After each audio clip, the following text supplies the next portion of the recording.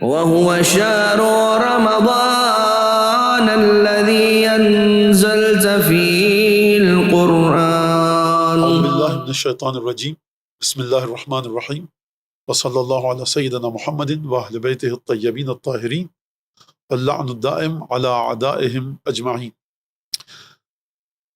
یہ ہماری 5ویں حدیث ہے جو امیر المومنین کے حکمت سے بھرے ہوئے جملے اور مختصر جملے یعنی کلمات قصار کے اوپر ہماری گفتگو چل رہی ہے۔ جو نہج البلاغہ ہے اس کے اندر 275واں یہ جملہ ہے۔ مختلف نہج البلاغہ کے جو پرنٹ ہیں اس میں مختلف ہو سکتا ہے، اور میرے پاس 275 ہے، ہو سکتا ہے آپ کے پاس 276 ہو سکتا ہے آپ کے پاس 271 ہو، کوئی مسئلہ نہیں ہے ایسا۔ بہرحال میرے پاس یہ 275 ہے۔ معمولاً ایسا کلمات قصار میں نہیں ہے، خطبوں میں ہے، ہاں تھوڑا سا آگے پیچھے مسئلہ ہو جاتا ہے، لیکن یہ کلمات قصار 275 ہے، 275۔ پہلے اس کا آپ لفظ سن لیجئے، اس کے الفاظ کیا ہیں۔ 5ویں حدیث ہے ہماری اس سلسلے کی۔ ان الطمع مورد غیر مصدر۔ طمع یعنی لالچ، مورد غیر مصدر، وضامن غیر وفی، وربما شرق شارب الماء قبل ریہ وکلما عظم قدر الشیء المتنافس فیہ عظمت الرزیۃ لفقدہ والامانی تعمی الابصار والحظ یأتی من لا یأتی ہے۔ واقعاً امیر المومنین کے جملوں کو اگر آپ دیکھیں تو لگے گا، اگر آپ تھوڑی دیر کے لیے فرض کر لیں کہ امام نہیں بھی ہیں، اگر آپ تھوڑی دیر کے لیے فرض کر لیجئے کہ معصوم نہیں ہیں، تو یہ آپ کو لگے گا کہ 1400 سال پہلے اس انسان کی عقل، اس ذات، اس ہستی، اس شخصیت کا شعور اور سمجھ، فہم کس مرحلے پر تھی۔ کہیں درس حاصل نہیں کیا، کسی کلاس میں نہیں گئے، تو یہ حتیٰ اگر امام نہ بھی مانے تو آپ کو یہ ماننا پڑے گا۔ بہرحال ہم امام مانتے ہیں، معصوم مانتے ہیں، لیکن تھوڑی دیر کے لیے معصوم اگر فرض نہ کیا جائے تو۔ اب یہاں پر 275ویں اس کلمات قصار کا جو سلسلہ اس میں شمارہ ہے، 275واں اس میں جو ہمارے اس گفتگو کی جو سلسلہ ہے، ہمارے جو سلسلہ گفتگو اس میں یہ 5ویں حدیث ہے۔ فرما رہے ہیں کہ طمع یعنی لالچ، یعنی ہر قیمت پر ہر چیز کو ہر جگہ جس طرح سے چاہوں، مال دولت دنیا ہر چیز میرے پاس آ جائے۔ میں پہلے بھی عرض کر چکا ہوں، حلال کے ذریعے انسان دنیا کی آسائش، سکون، چین حاصل کرنا کوئی حرج نہیں ہے۔ اچھا کپڑا پہنیے، بہترین کھانا کھائیے، بہترین گاڑی موٹر کار رکھیے، بہترین گھر میں رہیے، کوشش کیجئے 3 جگہ کام کیجئے، 2 جگہ اوور ٹائم لگائیے زندگی کو بہتر کرنے کے لیے، ثواب ہے، اچھی بات ہے۔ اور البتہ واجبات جب آپ کے نہ چھوٹ رہے ہوں، وہ ایک لمبی بحث ہے فقہ کے اندر، وہ ہمیں ادھر نہیں جانا ابھی۔ حلال سے کوئی حرج نہیں ہے، جو چیزیں انسان کی زندگی کو بہتر بنانے کے لیے ضروری ہیں اس میں جائے۔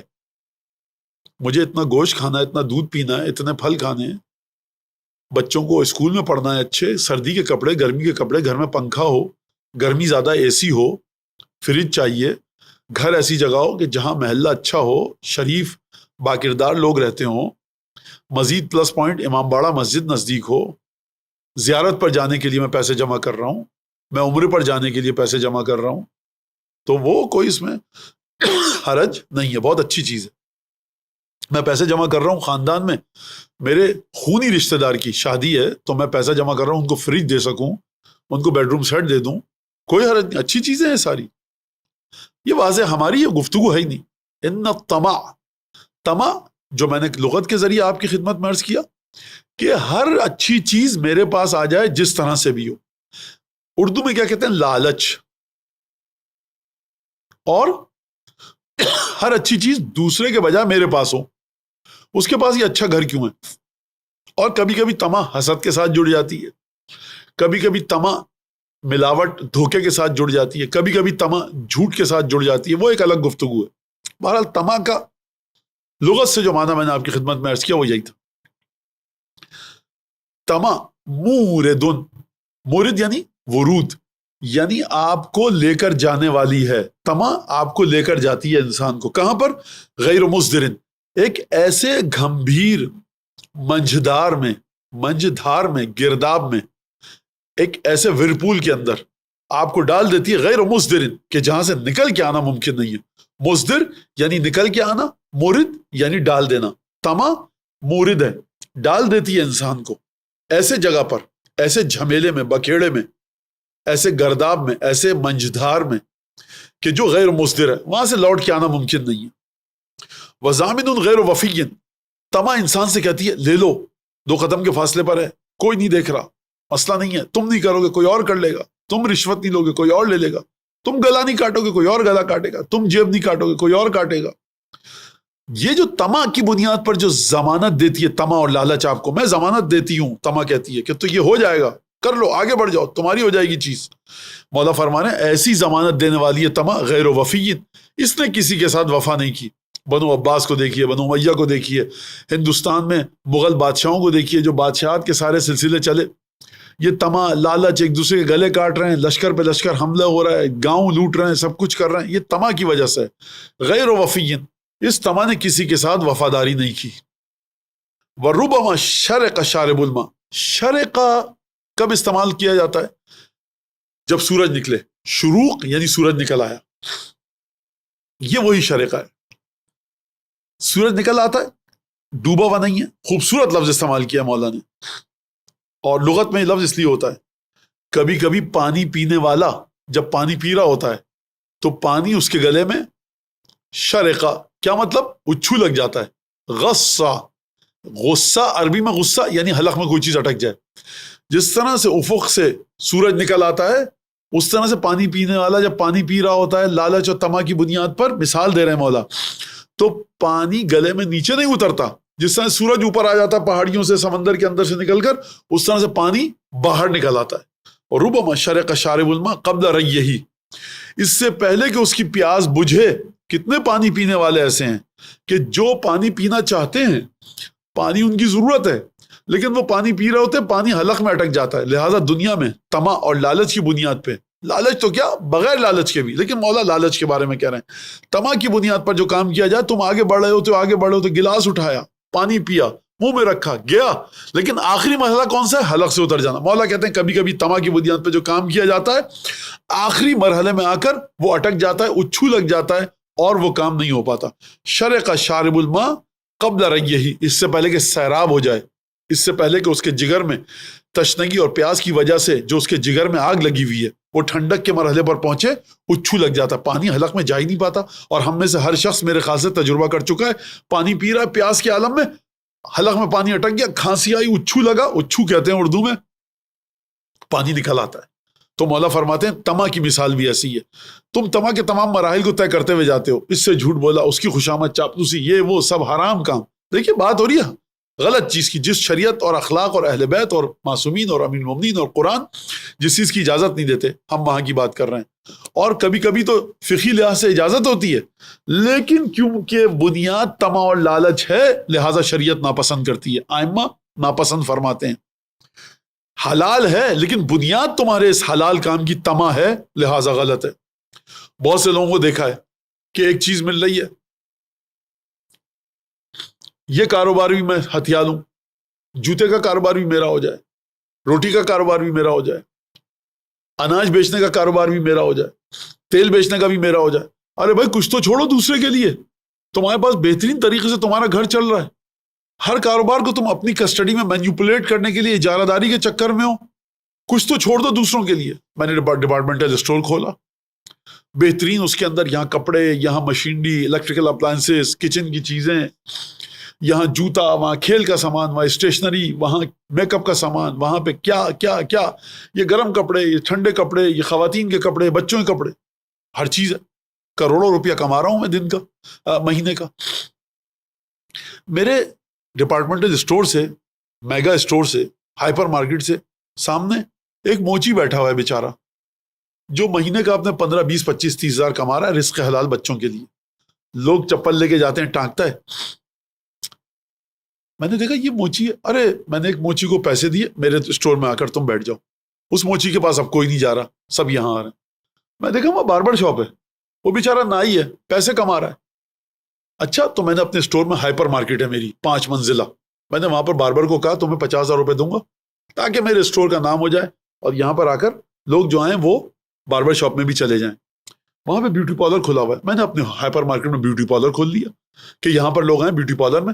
تو وہ جو بیچارہ یا بیچاری ہے, بیوٹی پارلر اس کا سونا ہو گیا, سناٹا ہو گیا. وہ باربر شاپ ہے, اب کوئی نہیں جا رہا اس کے پاس. وہ موچی ہے, بھوکوں مر رہا ہے. یہ طمع ہے. کچھ کاروبار آپ دوسروں کے لیے چھوڑیے, یہ غلط کام ہے. سارا کاروبار میرے پاس آ جائے. تو یہ ایک چیز ہے.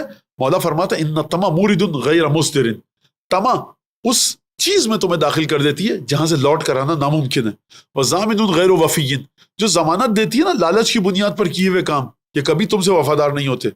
اور کبھی کبھی کیونکہ مثال دے رہے ہیں, ربما کتنی دفعہ ایسا ہوتا ہے, پانی پینے والا جب پانی پیتا ہے تو اس سے پہلے کہ سیراب ہو جائے, اس کے جگر جو جل رہا ہوتا ہے تشنگی کی وجہ سے, اس کو اچھو لگ جاتا ہے, اس کی نہ پیاس بجھتی ہے اور نہ پانی حلق سے اترتا ہے, مزید تکلیف میں آ جاتا ہے. پانی تو حلق میں نہیں گیا تو پیاس کیا خاک بجھتی, اچھو لگ کے تکلیف ہو گئی, کھانسے جا رہے ہیں, حلق میں خراش پڑ گئی, آنکھوں سے پانی بہ رہا ہے, چہرہ سرخ ہو گیا, پیاس تو نہ بجھی تو ہیچ اچھو بھی لگ گیا. اور پھر جب تم طمع کی بنیاد پر جاتے ہو, دنیا کو حاصل کرنے کے لیے جاتے ہو, اب مولا ایک اور قانون دے رہے ہیں اسی جملے میں 275 میں, وَكُلَّمَا عَظُمَ قَدَرُ الشَّيْءِ الْمُتَنَافِسِ فِيهِ, جب بھی تمہاری نظروں میں جس کے پیچھے تم جا رہے ہو اس کی عظمت, المتنافس فی, جس کو تم دبوچنے کے چکر میں آگے بڑھ رہے ہو, جو تمہارے شوق کا مرکز ہے, مشتاق ہو جس کے, اشتیاق رکھتے ہو, جتنی زیادہ اس کی عظمت تمہاری آنکھوں کے سامنے آئے گی, جب وہ تمہارے ہاتھ سے نکل جائے گی, عظمت الرزیۃ لفقدہ, اتنا ہی زیادہ تم کو غم ہوگا کہ جب تم اسے اپنے ہاتھوں سے کھو دو گے. لہٰذا جتنی کوشش کر رہے ہو اسے پانے کے لیے, جب نہیں آئے گی تو کوشش کی مقدار کے برابر تمہیں غم ہوگا, مصیبت آئے گی. والامانی تعمی الابصار, لمبی لمبی آرزویں آنکھوں کو نابینا کر دیتی ہیں. والحظ یاتی من لا یاتی ہے, اور دیکھو کبھی کبھی نفع, فائدہ, منافع, بینیفٹ, انٹرسٹ تمہیں وہاں سے ملتا ہے کہ جس کے پاس تم نہیں جاتے. کیا مطلب؟ مجھ سے کہا گیا ٹارگٹ آپ کا ہے کہ آپ 5 لاکھ روپے کا بزنس لائیے گا اس مہینے کمپنی کے لیے. میں ادھر جا رہا ہوں, ادھر جا رہا ہوں. یہ مجھے ذمہ داری ہے, یہ لالچ میں نہیں آتا. خوب توجہ کیجیے گا, میرا کام ہے, کمپنی مجھے تنخواہ دے رہی ہے کہ فرض کیجیے ہم شکر بیچتے ہیں, آپ جا کے شکر کو, شوگر کو بکوائیے. ہم نمک بیچتے ہیں, سالٹ, آپ جا کے نمک کے لیے مارکیٹ ڈھونڈیے ہمارے. ہم ٹماٹر بیچ رہے ہیں, آپ جا کر ٹماٹر ہم بیچیے. ہم ساکس, جراب, موزے, جوتے بیچتے ہیں, ہماری مارکیٹ ڈھونڈیے. میں بھاگ رہا ہوں, جا رہا ہوں, 5 منزلہ عمارت چڑھ رہا ہوں, اتر رہا ہوں, ادھر لفٹ سے, ادھر ایسکیلیٹر سے, ایلیویٹر, کہاں شرق میں, ایسٹ, ویسٹ, ساؤتھ, نارتھ, برابر میں سبربز میں جا رہا ہوں, سلمز میں جا رہا ہوں, ڈاؤن ٹاؤن, ادھر ادھر مصروف سڑکوں پہ, سناٹے. ٹارگٹ پورا نہیں ہو رہا. میرا حظ جو میرا بینیفٹ ہے وہ مجھے نہیں مل رہا. باس نے کہا ہے, میرے جی ایم نے کہا ہے, مینیجر نے کہا ہے کہ آپ کو بزنس لانا ہے 5 لاکھ روپے کا, نہیں ہو رہا.